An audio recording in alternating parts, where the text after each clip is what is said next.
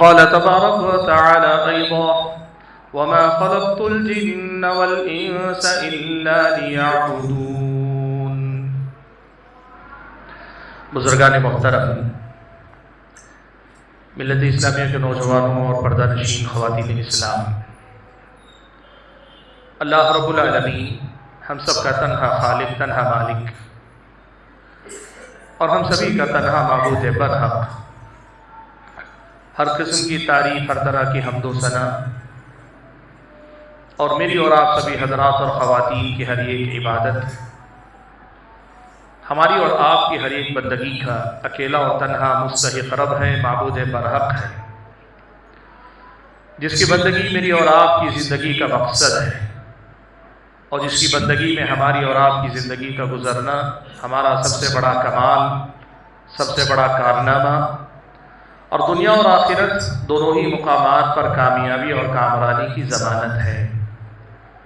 درود و سلام ہو نبی آخر الزمان پیارے نبی محمد صلی اللہ علیہ وسلم کے ذات گرامی پر، کہ جن کے ذریعے اللہ تبارک و تعالیٰ نے دین اسلام کی یہ دولت ہم اور آپ کو نصیب فرمائی، جو دین ہماری اور آپ کی دنیا میں ہم اور آپ کو ایک بہتر انسان اور اللہ تعالیٰ کا بندہ بننے میں مدد دیتا ہے، اور جس دین پر ثابت قدم رہنے کے نتیجے میں رب العالمین ہم سے راضی ہو تو ہم اور آپ آخرت میں کامیابی اور کامرانی سے ہمکنار ہوتے ہیں۔ حاضرین جمعہ، اسلام یا ایمان جسے کہتے ہیں، دین جسے کہتے ہیں، اس میں دو قسم کی باتیں ہیں۔ ایک تو وہ ہے جسے ہم عقائد کہتے ہیں، یعنی کچھ باتوں کی خبر انبیاء علیہ السلام نے اللہ کی طرف سے ہمیں دی، ہمیں ان کی تصدیق کرنی ہے، ان کو سچا جاننا، ان کو ماننا ہے۔ اور دوسری چیز ہے جسے ہم اور آپ عمل کہتے ہیں، یعنی شریعت اللہ تبارک و تعالیٰ نے ہم اور آپ کو جو دی ہے اس پہ ہم اور آپ کو عمل کرنا ہے۔ یہ جو دوسرا حصہ عمل کا ہے، اس کے بھی دو حصے ہیں۔ ایک وہ اعمال ہیں جن کا تعلق بندے اور رب کے درمیان کے معاملات سے، ان کو عبادات کہا جاتا ہے، اور دوسری طرف وہ معاملات جو انسان رب کے علاوہ بقیہ تمام مخلوقات کے ساتھ رکھتا ہے، اللہ کے بعد اللہ کی مخلوقات سے جو تعلقات رکھتا ہے، اسے ہم معاملات کہتے ہیں۔ اسلامی شریعت میں عبادت کا ایک معنی تو یہ ہے کہ بندہ زندگی کے سارے معاملات میں، چاہے وہ کوئی بھی معاملہ ہو، کسی کے ساتھ ہی، وہ رب کے ساتھ معاملہ ہو، پیارے نبی کے ساتھ ہو، اللہ تعالیٰ کی کتاب کے ساتھ ہو، یا مسلمانوں کے ساتھ ہو، غیر مسلموں کے ساتھ ہو، انسانوں کے ساتھ ہو، یا جانداروں کے ساتھ آس پاس جینے والے، سارے ہی معاملات میں اللہ تعالیٰ کی پسند اور ناپسند کا لحاظ رکھ کر جینے کا نام عبادت ہے، بندگی ہے، اور اسی کے لیے اللہ تعالیٰ نے ہم اور آپ کو پیدا کیا ہے۔ لیکن اس بندگی میں، عبادت کے اس عام معنی میں ایک خاص معنی ہوتا ہے کہ وہ اعمال، وہ نیکیاں، وہ احکام اللہ تعالیٰ کے جن کے کرنے کا اللہ نے حکم دیا، اور یہ معاملات بندے اور رب کے درمیان کے خاص معاملات ہیں، ان کو عبادات کہا جاتا ہے۔ علم کلمے کے اقرار کے بعد نماز ایک عبادت ہے، زکوٰۃ مالی عبادت ہے، روزہ بھی ایک عبادت ہے، حج بیت اللہ بھی عبادت ہے، قرآن کی تلاوت اللہ تعالیٰ کی ایک عبادت ہے، اللہ تبارک و تعالیٰ کا ذکر عبادت ہے، اللہ تعالیٰ کی طرف ہمیشہ اللہ سے دعا کرتے رہنا، اللہ سے لو لگائے رہنا، اللہ کی طرف رجوع ہوتے رہنا، اللہ تعالیٰ سے محبت کرنا، اللہ تعالیٰ کی سے امیدیں وابستہ کرنا، اللہ تعالیٰ کے ڈر میں جینا، یہ ساری وہ عبادتیں ہیں جن کو ہم اور آپ عبادات کہتے ہیں۔ اور آج انہی عبادتوں کے حوالے سے کچھ بنیادی باتیں میں آپ کے سامنے رکھنا چاہتا ہوں۔ حاضرین گرامی قدر، سب سے پہلی بنیادی بات ہم اور آپ یہ بات جان لیں کہ یہ عبادتیں ہم رب العالمین کے لیے کرتے ہیں، اور ان عبادتوں کو رب العالمین کے لیے خالص ہونا بھی چاہیے۔ ان میں سے کوئی عبادت غیر اللہ کے لیے اگر ہو تو وہ شرک بھی ہے، اور اگر توبہ نہ کرے تو ناقابل معافی جرم بھی ہے، یہ سب کچھ ہے۔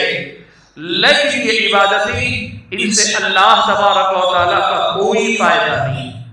ہم عبادت کریں، اس سے اللہ تعالیٰ کا کوئی فائدہ نہیں ہوتا، اور اگر ہم سارے کے سارے ان عبادتوں سے غافل ہو جائیں، ان عبادتوں کو چھوڑ دیں، ان عبادتوں سے لا تعلق ہو جائیں، رب العالمین کی بادشاہت میں ذرہ برابر کسی قسم کی کمی نہیں آتی۔ رب العالمین نے خود کہا حدیث قدسی میں کہ لو ان اولکم وآخرکم وانسکم وجنکم كانوا على اتقى قلب رجل واحد منكم ما زاد ذلك في ملكي شيئا۔ سارے انسان اور سارے جن جو مکلف مخلوقات میں سے ہیں، یہی دو مکلف ہیں، ساری مکلف مخلوق مل کر سب سے متقی انسان کا جو درجہ ہوتا ہے اس درجے کے متقی بن جائیں گے، میری بادشاہ کی کسی قسم کا اضافہ نہیں۔ اور اگر یہ سارے انسان سارے جن مل کر دنیا میں جو برا انسان ہو سکتا ہے، گنہگار انسان ہوتا ہے، اس گنہگار انسان کے درجے کے گنہگار بن جائیں گے، مانا فسدہ لکھا من ملکی شیئا، تو میری بادشاہت میں اس کی وجہ سے کوئی کمی آنے والی نہیں۔ یا ایھا الناس، اے لوگو، انتم الفقراء الی اللہ، تم اللہ تبارک و تعالیٰ کے تم ہی محتاج ہو، واللہ هو الغنی الحمید، اللہ تبارک و تعالیٰ تو غنی ہے، بے نیاز ہے، وہ قابل تعریف ہے۔ بھائیوں، یہ عبادتیں ہم اللہ کے لیے خالص رکھ کر کرتے ہیں، لیکن ان سے اللہ تعالیٰ کا کوئی مفاد، کوئی فائدہ وابستہ نہیں، بلکہ یہ عبادتیں بھی حقیقت میں اللہ کی عبادت ہونے کے بعد میرے اور آپ کے فائدے کی چیز، ان میں اللہ نے میرا اور آپ کا فائدہ رکھا۔ اللہ نے قرآن مجید میں جا بجا کہا ان احسنتم احسنتم لانفسکم، اگر تم نے کچھ اچھا کیا تو تم نے اپنے آپ کے ساتھ اچھا کیا، اگر تم نے احسان کیا ہے تو اپنے آپ پر احسان کیا ہے۔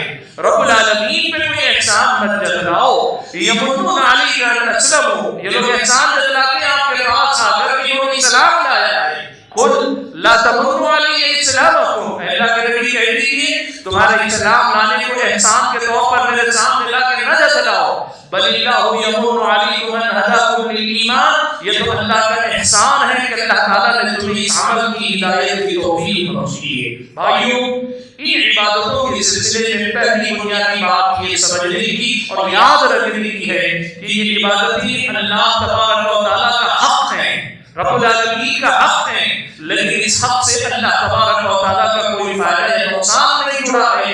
رب کا حق ادا کر کر ہم فائدے میں ہیں، اس کے حق میں کمی کر کے ہم نقصان اٹھانے والے ہیں۔ اس بنیادی بات کو اگر ہم اور آپ سمجھ رہے ہیں تو پھر آئیے یہ مسئلہ آپ کے سامنے ذکر کروں کہ بھائیوں، میری اور آپ کی زندگی میں عبادتوں کے تئیں جو غفلت، کوتاہی، کمی اور کئی بار سستی، کاہلی، کئی بار لاپرواہی اور کئی بار اللہ معاف فرمائے عبادتوں کو ضائع کر دینا اور بعض عبادتوں سے کلی لا تعلقی، کوئی تعلق نہیں بعض عبادتوں سے بعض حضرات کی زندگی میں، یہ ایک ایسی غلطی ہے جس کا ہم میں کی اکثریت شکار اپنے آپ کو دیکھ رہے ہیں۔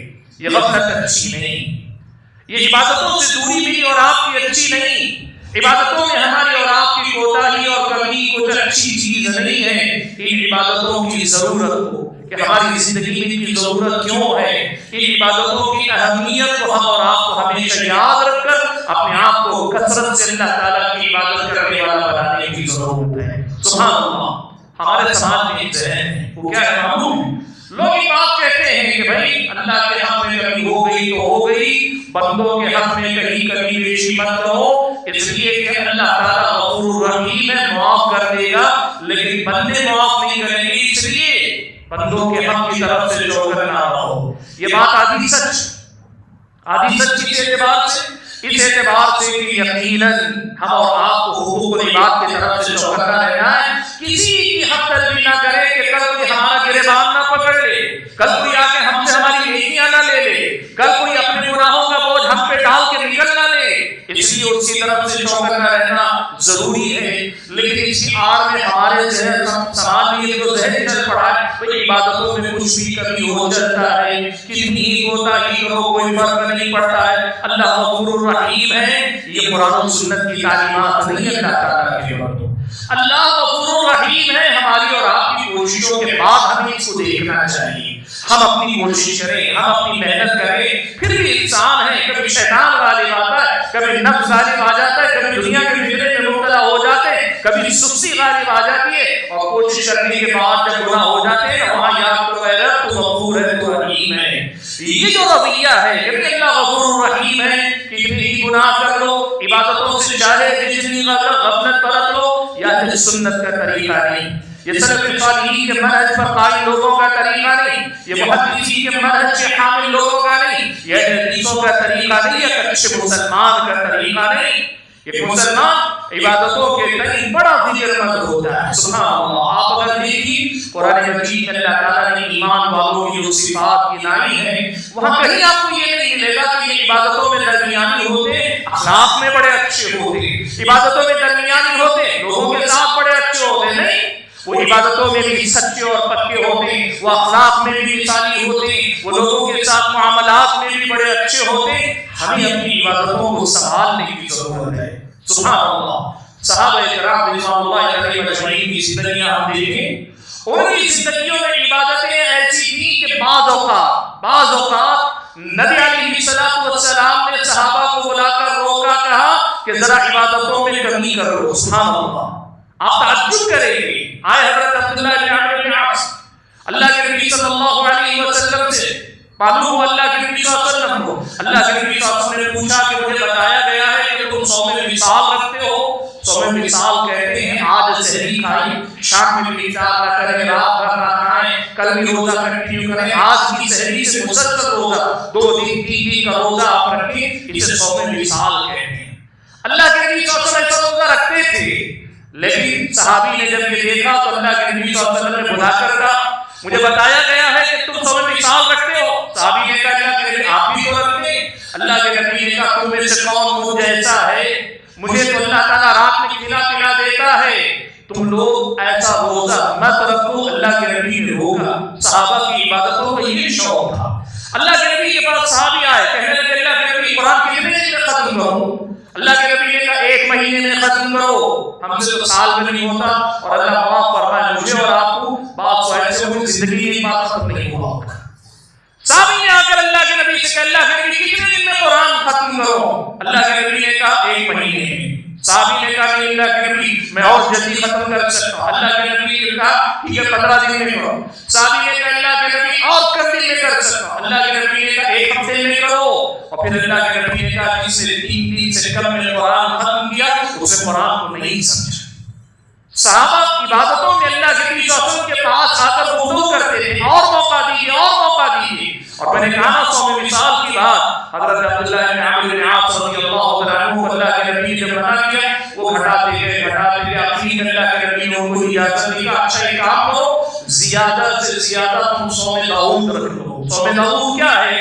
کہا صوم داؤد یہ ہے کہ 1 دن روزہ رکھو، دوسرے دن روزہ نہ رکھو، تیسرے دن روزہ رکھو، پھر چوتھے دن روزہ چھوڑ دو، 1 دن کے ناغے کے ساتھ روزہ رکھو، یہ صوم داؤد ہے، اس سے زیادہ آگے جانے کی کوئی اجازت نہیں۔ سبحان اللہ بھائیوں، پیارے نبی صلی اللہ علیہ وسلم کی زندگی میں اگر آپ دیکھیں، آپ نے اپنے صحابہ کی تربیت ایسی کی کہ صحابہ ہر عبادت میں اپنا حصہ لینے کی کوشش کرتے تھے۔ ہاں کوئی صحابی نمازوں میں زیادہ تھے لیکن بقیہ عبادتوں سے بھی وہ جڑے ہوئے تھے، کسی صحابی کو روزہ زیادہ رکھنا پسند تھا لیکن بقیہ عبادتیں بھی وہ کرتے تھے۔ صحابہ کی زندگی میں عبادتوں کے ساتھ ایسا طرز عمل تھا، ایسا نہیں تھا کہ عبادت ایک اپنا لے بقیہ ساری عبادتوں سے غافل رہیں، ایسا آپ کو صحابہ کی زندگیوں میں نہیں ملے گا۔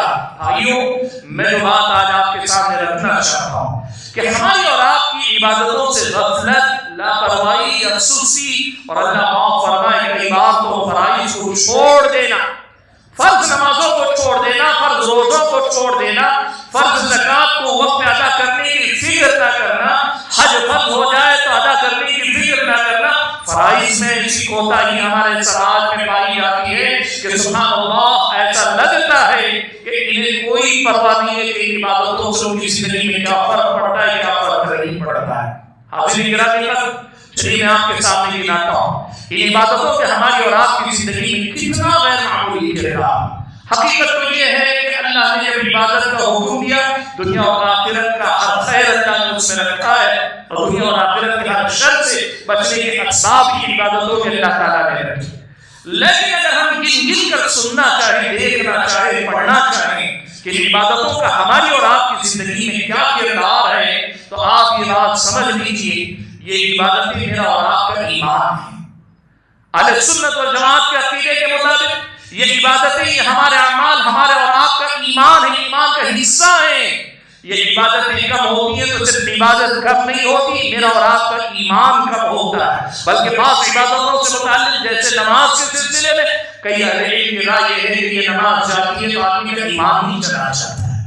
یہ میرا اور آپ کا ایمان ہے، اور نہ صرف یہ کہ ایمان ہے، ایمان کی تر و تازہ رہنے کا سب سے بڑا ذریعہ ہے اللہ کے بندو، سب سے بڑا ذریعہ جس سے میرا اور آپ کا ایمان تر و تازہ رہتا ہے یہ عبادتیں ہیں. آپ بات یاد رکھو، درخت اگر آپ اگاتے ہیں تو درخت کو پانی بھی چاہیے، مناسب پانی ملتے رہنا چاہیے، اسے دھوپ بھی چاہیے، مناسب مقدار میں اسے دھوپ لگنی چاہیے، اسے ہوا بھی چاہیے، ہوا بھی اسے ملنی چاہیے، جس سے ساری چیزیں میسر ہوتی ہیں. وہ پودا تناور درخت بھی بنتا ہے، پھلدار درخت بھی بنتا ہے، سایہ دار درخت بھی بنتا ہے، سب کچھ بنتا ہے. لیکن اگر کوئی ایک چیز ہوا نہ ملے یا پانی نہ ملے یا دھوپ نہ ملے وہ درخت مرجھا جاتا ہے. آپ سمجھ لیجیے میرا اور آپ کا دین و ایمان ایسا ہی ہے. یہ میری عبادتیں، یہ میرے اور آپ کے اعمال، یہ خود دین بھی ہیں، یہ ایمان بھی ہیں، اور میرے اور آپ کے ایمان کو تر و تازہ رکھنے میں وہی کردار ادا کرتے ہیں جو ایک پودے کی زندگی میں پانی، ہوا اور دھوپ کیا کرتے ہیں. اس لیے اللہ تعالیٰ کے بندو بہت صاف الفاظ میں سمجھ میں آوا، عبادتوں میں ہمارا درجہ ایسا ہے میرا اور آپ کی ایمان کی کیفیت بھی ویسی ہے. جتنی عبادتوں میں ہمارا حصہ ہے اسی قدر زیادہ میرا اور آپ کا دین و ایمان تر و تازہ ہے. یہ ایمان کی تازگی کا بڑا اہم ذریعہ ہے. یہ عبادتوں کا سب سے اہم کردار ہے جو میرے اور آپ کی زندگی میں ہم اور آپ کو محسوس کرنے کی ضرورت ہے.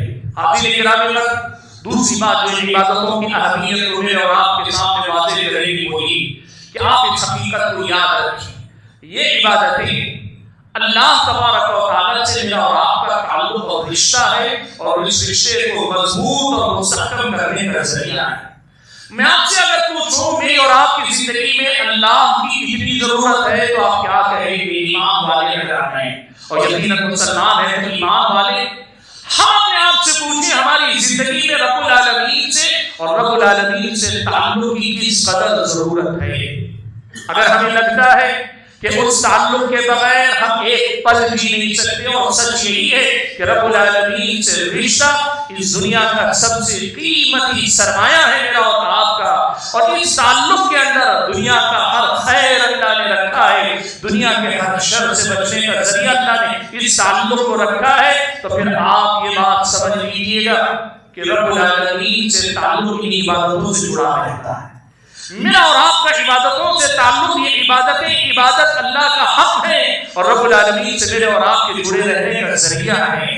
اب آپ سے ہمارا سوال، اور ہم اپنے آپ سے سوال کریں کہ سوال یہ کر کے دیکھیں کہ ہم اللہ تعالیٰ سے کیسا رشتہ رکھنا چاہتے ہیں، کتنا رشتہ رکھنا چاہتے ہیں، کیسا تعلق رکھنا چاہتے ہیں، کتنا مضبوط تعلق رکھنا چاہتے ہیں. اور کیا اللہ تعالیٰ سے تعلق کمزور کر کے ہماری دنیا سمجھ جائے گی؟ اللہ سے تعلق کمزور کر کے ہماری آخرت کامیاب ہو جائے گی؟ ہم اللہ تعالیٰ سے تعلق کمزور کر کے دنیا میں خوش قسمت بن پائیں گے؟ رب العالمین سے دور جا کر ہم اور آپ اس دنیا کے اندر کبھی ترقی کر پائیں گے؟ دنیا کے شر سے بچ پائیں گے، فتنوں سے بچ پائیں گے، شیطان کے مکر و فریب سے بچ پائیں گے؟ ہم کسی سے بچ پائیں گے اللہ کے بندوں پر اللہ تعالیٰ سے تعلق رکھو. یاد رکھو اللہ کے بندو، ایک بچہ اپنے ماں باپ کے بغیر جس قدر یتیم ہے اور قابل رحم نظر آتا ہے، اس سے کہیں زیادہ قابل رحم وہ انسان ہے جس کا تعلق رب العالمین سے مضبوط نہ ہو.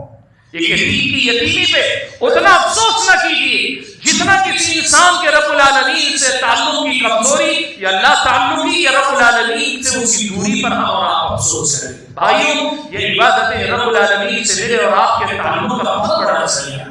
اور بھائیوں، ان عبادتوں کا تیسرا ایک کردار بھی آپ کو میں بتاتا ہوں. آپ کو معلوم ہے نا رب العالمین نے انسان کو جسم اور روح کا مرکب بنایا ہے. انسان جسے کہتے ہیں وہ جسم اور روح دونوں سے مل کے بنا ہے. اس دنیا میں اللہ نے یہ ساری جو نعمتیں رکھی ہیں، یہ کھانے کی چیزیں، یہ پینے کی چیزیں، یہ آرام کے، ان کا سارا تعلق ہمارے اور آپ کے جسم سے. ان کے کھانے سے ہمارا جسم بڑھتا ہے، صحیح ڈھنگ سے استعمال کرنے سے صحت مند جسم ہمارے پاس ہوتا ہے. لیکن ہماری روح کا کیا؟ ہماری اپنی روح کی غذا کا کیا؟ ہماری اور آپ روح کی بھوک کا کیا ہوگا؟ ہماری اور آپ کی روح کی غذا اللہ تعالیٰ نے علم اور عبادت میں رکھی. رب العالمین نے میرے اور آپ کی روح کی غذا علم اور عبادت میں رکھی ہے. جس آدمی کا علم سے تعلق نہ ہو، عبادت سے تعلق نہ ہو، اس کا جسم تو بڑھ جاتا ہے، قد تو بڑھ جاتا ہے، لیکن وہ آدمی حقیقت میں اندر سے اس کی روح نہ بڑھتی ہے، نہ روح تازہ رہتی ہے، نہ روح طاقتور ہوتی ہے، نہ روحانی طور پر ایک مضبوط آدمی بن پاتا ہے. آدمی علم اور عبادت سے کمزور رشتہ رکھتا ہے، وہ اندر سے کمزور ہو جاتا ہے. سبحان اللہ. سماج میں کتنے ایسے موقع آتے ہیں، ہم لوگ اپنے دوستوں میں کہتے ہیں یا سماج کے کسی آدمی کے بارے میں سے کہتے ہیں تار کے جھاڑ کی طرح لمبا ہو گیا ہے، عقل ابھی گھٹنوں میں ہے. ہم کہتے ہیں نا طنز کے طور پر. سچ چاہیے اگر ہماری عبادتوں کا حال دیکھیے نا، ہم میں کی ایک بڑی تعداد پہ یہ بات صادق آتی ہے، جسم تو تار کے جھاڑ کی طرح لمبا ہو گیا، روح ابھی بچوں کے درجے میں رہ گئی. کبھی ہم نے اپنی روح کو غذا دینے کی فکر نہیں کرنا. ان عبادتوں میں اللہ تعالیٰ نے میری اور آپ کی روح کی غذا رکھی ہے. اس سے ہم اندر سے بڑے ہوتے ہیں، اور اتنے بڑے ہوتے ہیں کہ اندر سے بڑے ہونے کے بعد پھر ساری دنیا ہمارے سامنے چھوٹی ہونے لگتی ہے. اللہ کے بندوں، یہ جو دنیا اور دنیا کے فتنے، یہ ساری چیزیں نا، علم اور عبادت سے آپ کا تعلق مضبوط ہونے لگے، آپ اندر سے اتنے بڑے اتنے بڑے اتنے بڑے ہونے لگتے، پھر ساری دنیا اپنے اسباب کے باوجود ہماری نظروں کے سامنے چھوٹی ہونے لگتی ہے. اصل میں یہ سفر ہم نے نہیں کیا، اصل میں یہ تجربہ ہم نے نہیں کیا.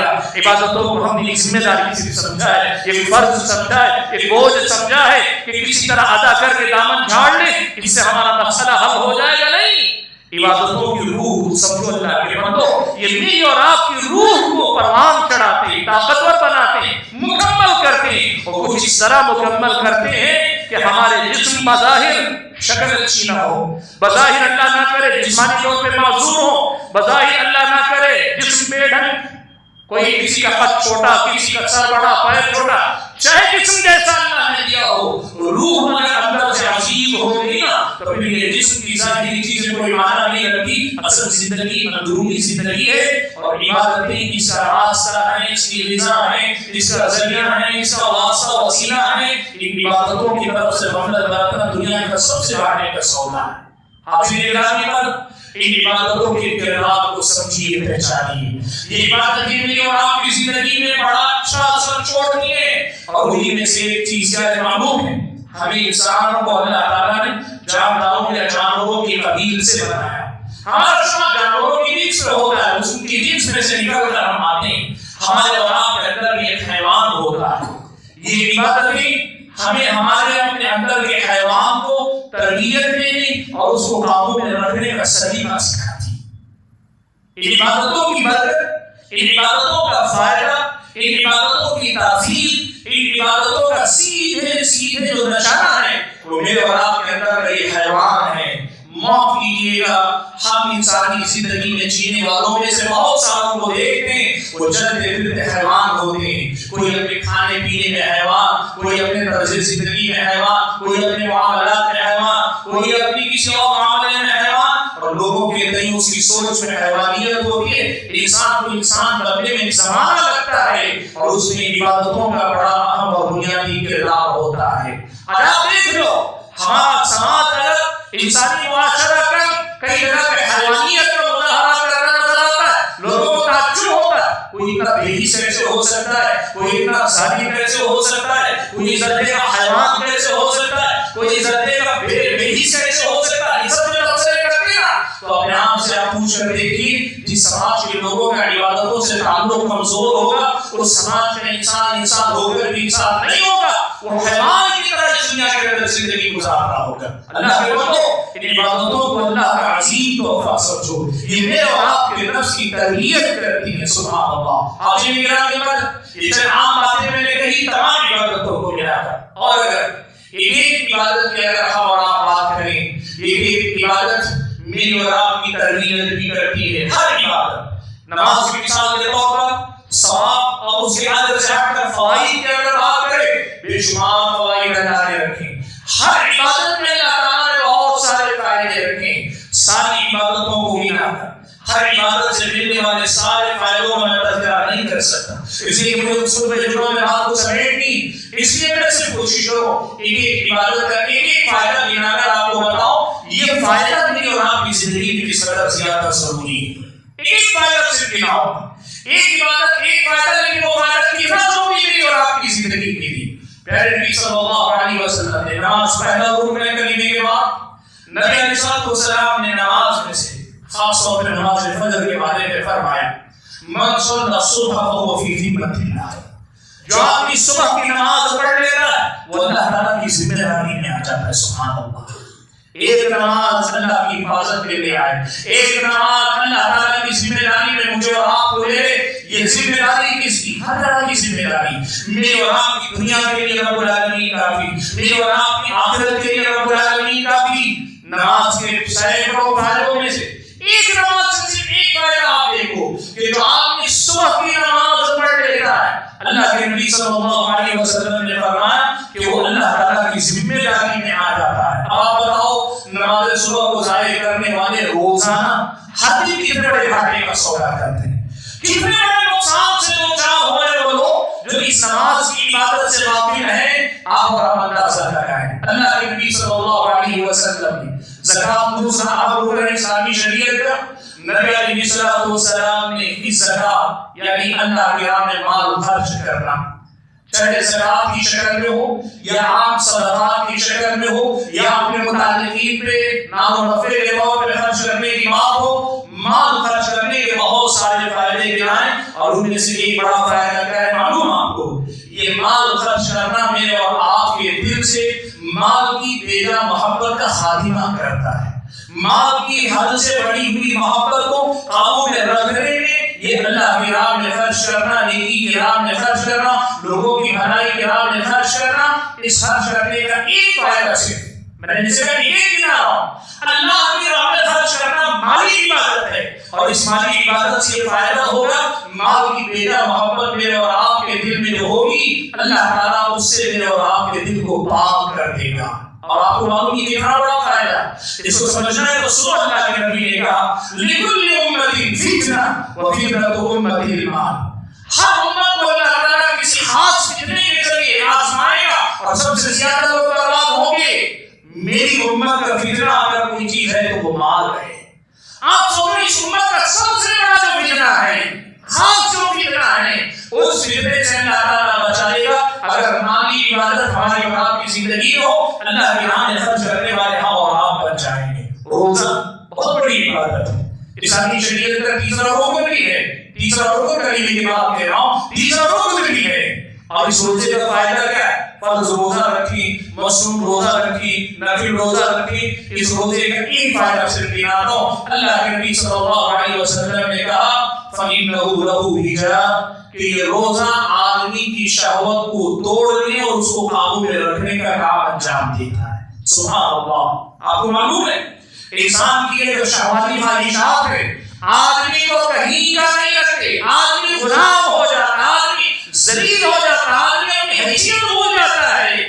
اس قدر ذلیل کرنے والی یہ جو خواہش انسان کے اندر اللہ نے رکھی ہے، نبی علیہ السلام نے کہا روزہ رکھو تو یہ روزہ تمہاری شہوت کو، تمہاری خواہش کو قابو میں رکھنے کا کام دیتا ہے. سوچو کتنا بڑا مسئلہ. اللہ کے نبی صلی اللہ علیہ وسلم کی حدیث بھی سنو. اللہ کے نبی نے کہا لوگوں کو سب سے زیادہ جہنم میں جو لے جائیں گے دو چیزیں ہوگی، ایک آدمی کا منہ اور دوسری آدمی کی شرمگاہ ہوگی. آپ اندازہ لگائیں ایک روزے کی عبادت اگر میرے اور آپ کی خواہشات پہ لگام لگا کے ان کو قابو میں رکھنے کی طاقت اگر میرے اور آپ کے اندر دے دیں ہم کتنے بڑے فائدے کے حامل ہو جائیں گے.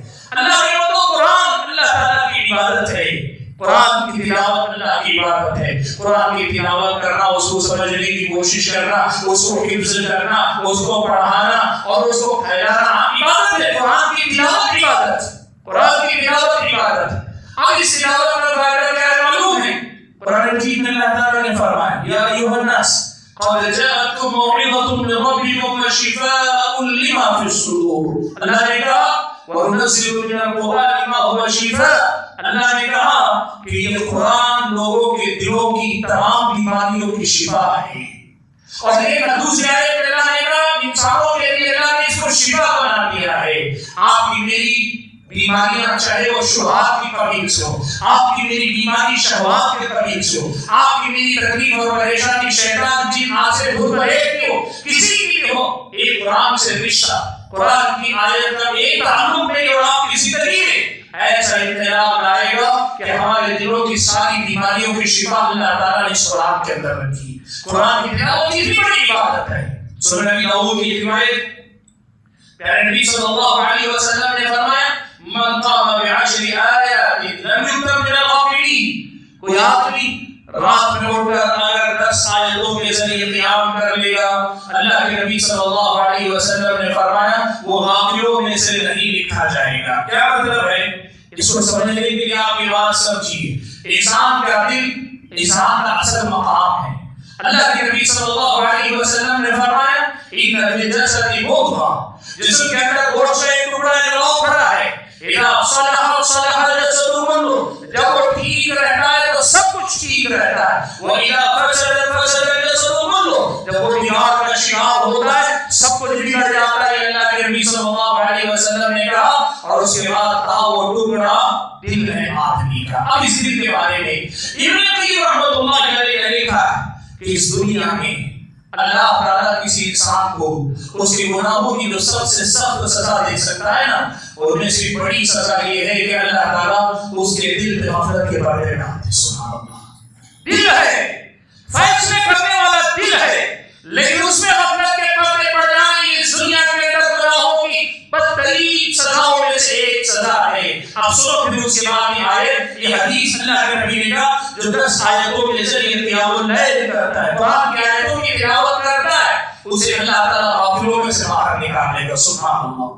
سوچو ایک عبادت کی قدر زیادہ ضروری ہے میری اور آپ کی زندگی کے لیے. اور بھائیو یہ بات یہاں اور آپ یاد رکھیں, عبادتوں میں مشقت لگتی ہے, عبادتوں میں قربانی دینی پڑتی, عبادتوں میں تھکاوٹ ہوتی, عبادتوں کے لیے آدمی کو کبھی زور لگانا پڑتا ہے. لیکن سبحان اللہ قرآن میں اللہ تعالیٰ نے کتنے پیارے اسلوب میں سمجھایا, کہا کہ یہ سچ ہے کہ تمہیں تھوڑی مشقت ہوگی, لیکن یہ بھی سمجھ لو کہ تم پر جو عبادت کی ذمہ داری اللہ نے ڈالی ہے, جن پر جو تم پر ذمہ داریاں آتی ہیں, ان کے لیے اندرونی طور پہ جو تمہارے اندر طاقت چاہیے, جو مضبوطی چاہیے, جو اندرونی قوت تمہیں درکار ہے, وہ یہیں سے ملے گی. سبحان اللہ. اللہ تعالیٰ نے پیارے نبی صلی اللہ علیہ وسلم کو قیام اللیل کا حکم دیا کہ آپ صلی اللہ علیہ وسلم تہجد پڑھیں, اور اس کے بعد اللہ نے کہا ان ناشئۃ اللیل ہی اشد وطئا واقوم قیلا. اس میں کوئی شک نہیں کہ رات میں اٹھ کر عبادت کرنا مشقت طلب بھی ہے اور یہ بات صحیح بھی ہے, لیکن مسئلہ یہ ہے ان لک فی النہار سبحا طویلا, کہ آپ کے سامنے دن کے وقت میں بہت بڑی ذمہ داری ہے. اللہ کے بندو یہ عبادت یہ اللہ تبارک و تعالیٰ کا ذکر یہ میری اور آپ کی بہت بڑی طاقت ہے, یہ میری اور آپ کی اندرونی قوت ہے. اصل میں یہی کمزوری ہے جس سے آج جو مسلمان دوچار ہے. اور اللہ تعالیٰ کے ذکر کی اگر ہم بات کریں, قرآن میں اللہ تعالیٰ نے ذکر کے بڑے فائدے کیا ہے, حدیث میں اللہ کے نبی کے بڑے فائدے کیا ہے, لیکن صرف ایک بات میں نے جیسے کہا, قرآن میں اللہ نے کہا الا بذکر اللہ تطمئن القلوب. لوگوں سنو, اللہ کے ذکر سے ہی دلوں کو سکون نصیب ہوتا ہے, زندگیوں میں اطمینان سکون یہ جو آتا ہے اللہ تعالیٰ کے ذکر ہی سے آتا ہے. سبحان اللہ. حاضرین کرام, میں اگر ایک عبادت کا تذکرہ کرتے جاؤں, ہر عبادت کے بے شمار فائدے گناتا جاؤں, یقین مانیے بات بہت لمبی جائے گی, لیکن میں سمجھتا ہوں اشاروں ہی میں مختصر جو بات میں نے کہی اس میں یہ سمجھنا ہمارے لیے بہت آسان ہے کہ احسنتم احسنتم لانفسکم. اللہ کے بندو ان عبادتوں میں اگر پکے ہوتے ہو تو تم اپنے حق میں سب سے اچھے ہو. وَإِنْ أَسَأْتُمْ فَلَهَا, اور اگر تم کچھ برا کرتے ہو نا تو پھر یہ بھی سمجھ لینا کہ اس کی جواب دہی بھی تمہیں کرنی ہے اور اس کے نقصان کو تمہیں ہی بھگتنا ہے, تمہیں اس کا سامنا کرنا ہے. آج یہ گرامی آپ کی خطبہ جمعہ جو پیغام حضرات و خواتین کو میں دینا چاہ رہا تھا وہ یہی کہ سبحان اللہ ہمیں ایک بڑی تعداد عبادتوں سے کلی طور پہ غافل ہے. ایک تعداد وہ ہے جو صرف فرائض کی حد تک پابند ہے, سنن و نوافل سے غافل ہے. یہ تعداد ایسی ہے کسی عبادت کو کر لیتی ہے, باقی عبادتوں سے کوئی لینا دینا نہیں نظر آتا. یہ ساری کیفیتیں بدلنی چاہیے, یہ ساری صورتحال بدلنی چاہیے. ہمارا اور آپ کا ہر عبادت میں حصہ ہونا چاہیے. میں نے صرف ظاہری عبادتیں گنائی, ابھی اللہ کی محبت کا باب ہے، اللہ سے امیدوں کا باب ہے، اللہ تعالیٰ کی خشیت اور اللہ کے خوف کا باب ہے، انابت اللہ یعنی اللہ ہی کی طرف ہمیشہ مائل رہنے کا باب ہے، اللہ پر کما بہت توکل کرنے کا باب ہے۔ ہر عبادت میری اور آپ کی زندگی میں بڑا اہم کردار ادا کرتی ہے۔ ظاہری باطنی ہر قسم کی عبادتیں میری اور آپ کی زندگی میں بھرپور ہونی چاہیے، اس کی فکر ہم اور آپ کو کرنی چاہیے۔ عبادتوں سے غفلت دراصل اپنے آپ کے ساتھ زیادتی ہے، ظلم ہے، اپنے آپ کے ساتھ ناانصافی ہے اور اپنے حق میں کیا جانے والا بہت بڑا جرم ہے۔ رب العالمین سے دعا کیجیے کہ اللہ تعالیٰ مجھے اور آپ سبھی حضرات و خواتین کو اللہ تعالیٰ کے عائد کردہ فرائض اور اس کی سنتیں ہر طرح کی عبادتوں کو اپنی زندگی میں جگہ دینے کی توفیق نصیب فرمائے۔ اللہ تعالیٰ کی کثرت سے عبادت کرنے والا اللہ مجھے اور آپ کو بنائے۔ اللہ تعالیٰ عبادتوں سے ہمارے اور آپ کے رشتے کو مضبوط کرے اور ان عبادتوں کی برکتوں کو میری اور آپ کی زندگی میں اللہ تعالیٰ واپس لائے۔ اللہ تعالیٰ مجھے آپ سبھی حضرات اور خواتین کو کہنے اور سننے سے زیادہ عمل کرنے کی توفیق نصیب فرمائے، آمین۔ ہم میں سے جو بیمار ہیں ان کو اللہ شفا عطا فرمائے، جو لوگ پریشان حال ہیں ان کی پریشانیوں کو اللہ تعالیٰ دور فرما دے۔ اللہ تعالیٰ جو لوگ انتقال کر رہے ہیں ان سب کی مغفرت فرمائے، ان کو جنت نصیب کرے۔ ہمارے اور آپ کے آل و اولاد کے دین و ایمان کی حفاظت فرمائے، عزت و آبرو کی حفاظت فرمائے۔ اللہ تبارک و تعالیٰ ہمارے اپنے ملک کے حالات کو بہتری کی طرف لے جائے، شر حسودوں کے شر سے اللہ تعالیٰ بچائے۔ دنیا میں جہاں کہیں ظالم ظلم کر رہے ہیں اللہ تعالیٰ ظالموں کی پکڑ کرے اور مظلوموں کی اللہ تعالیٰ مدد کرے۔